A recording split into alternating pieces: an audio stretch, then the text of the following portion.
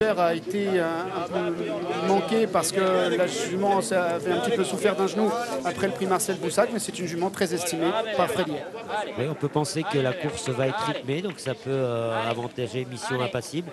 C'est qu'Efida aime bien aller de l'avant et quand elle va de l'avant, elle dort pas, hein, elle fait du rythme. Elle a du rythme. Elle a beaucoup de rythme, donc ça peut être bien pour Mission Impassible aujourd'hui qu'elle puisse se décontracter.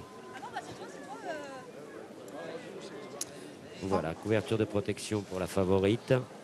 Andrea Zeni, des cravaches confirmées en Angleterre et dans le monde entier en règle générale. Et puis il y a des concurrentes qui découvrent cette catégorie. Ouais, Kronwalk. Et la pouliche d'André Fab, Blue Valley, le numéro 4, qui vient, Stéphane, d'ouvrir son palmarès pour ce qui était sa deuxième sortie publique. Elle a raté ses débuts, derrière elle a confirmé en gagnant plaisamment. Et qui monte ici de catégorie. Oui. Elle est difficile à situer quand même. Elle a gagné plaisamment la dernière fois. Hein. C'était. Là, ce ne sont plus les mêmes quand même face à elle. Mais bon, pourquoi pas. Et André Fabre la court dans le Sandringham. Je pense que il se voit une chance. Hein. Il y a d'autres engagements avant le Sandringham. Méfier hein, d'André Fabre quand il engage une pouliche comme ça qui n'a pas beaucoup de métier dans une course de groupe. Ça lui arrive souvent de faire tilt. Kazakh de Lopé des Vega, dont elle est issue d'ailleurs, qui gagnait à l'époque le Jockey Club avec le 20. Oui. Dans les stalles de départ. La Kronwalk, entraînée par Alex Pantal, qui a commencé sa carrière en Angleterre. Et sous l'entraînement d'Henri Alex Pantal, premier coup de maître, elle a gagné une classe 1. Elle monte de catégorie aussi. Elle avait gagné en Angleterre pour ses débuts à 2 ans. Après 2 courses, et puis on l'a envoyée en France. Et tout de suite, elle a gagné à Saint-Cloud. Pris la Perruche, qui est un bon médène hein, pour pouliche de 3 ans. Quelques difficultés pour LTA pour entrer dans sa stalle de départ. On a vu par le passé des pouliches courir le Sandringham et recourir 2 semaines plus tard à Chantilly dans le prix de Diane. Ça arrive de temps en temps. Avec Sengal en passé. Oui, ça arrive. Il s'est classé 3e de ce prix de Sandringham et qui a gagné ensuite le prix de Diane.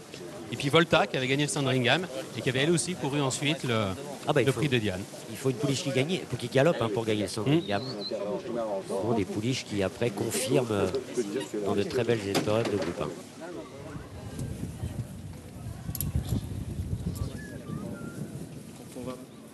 1. Allez, donc la pouliche de Freddy aide à rentrer. C'est à l'extérieur dans les stalles de départ. On va voir comment Aurélien Lemaître va gérer ça.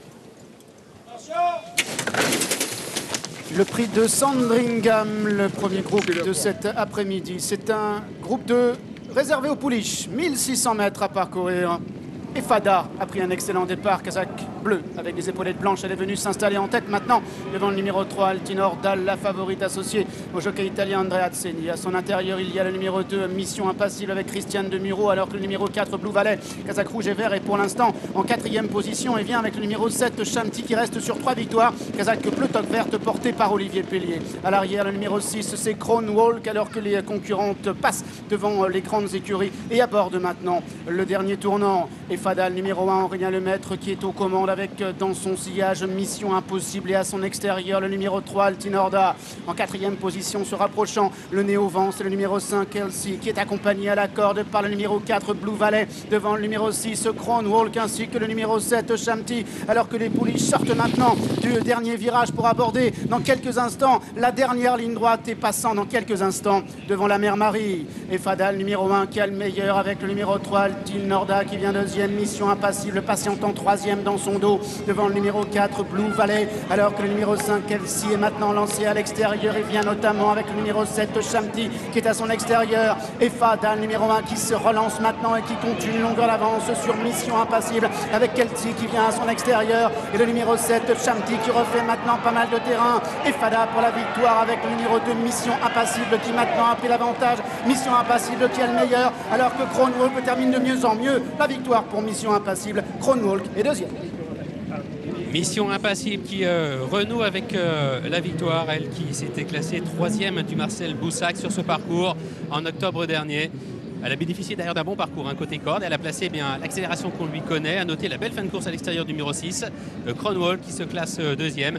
Et le numéro 1, Efada, côté corde, qui est 3e aux dépens du numéro 7, Chamti, qui court bien quand même pour son coup d'essai dans les courses de groupe de 6 à C7 pour l'arrivée chiffrée de cette deuxième épreuve, le prix de Sandringham et la victoire, Dominique, de Mission Impassible, entraîné par cet homme qui est impassible à droite de l'écran, Jean-Claude Rouget. Oui, Christian Desmoureux a eu un bon parcours. La pouliche s'est montrée un petit peu tendue par moment, mais je pense qu'il a réussi à faire ce qu'il voulait, à la faire respirer dans le parcours.